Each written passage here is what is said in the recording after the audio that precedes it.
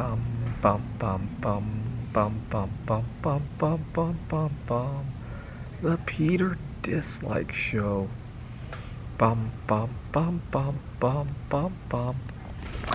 So a common misconception is that when we raised interest rates in the 1980s, inflation ended. The truth is that we had so much inflation that a lot of garbage was wiped out of our economy before we could raise interest rates and basically press the reset button on the financial markets, right?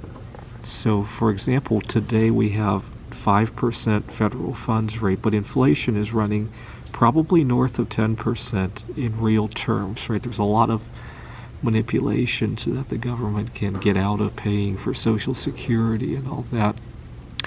Now, it really hit me last week why our systems are as broken as they are. Last week, I almost got into a car accident, and I was thinking to myself, gee, if somebody totals my car and well, I don't have a car loan, thank God, but imagine I had $20,000 in car debt, right? And I had a car that was worth whatever, right? And they total it. Let's say the car's worth also $20,000, right? And they total it.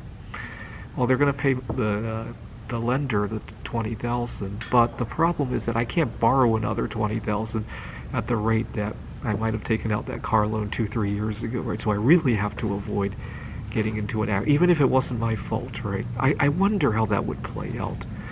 But on an even grander scale, a lot of people were locked in their housing, right? Take a look at this. Housing is so unaffordable that banks are losing money. Most mortgages are 15, 30 years, right? So imagine that. Thank God you can rebuild a house if something happened to it, right?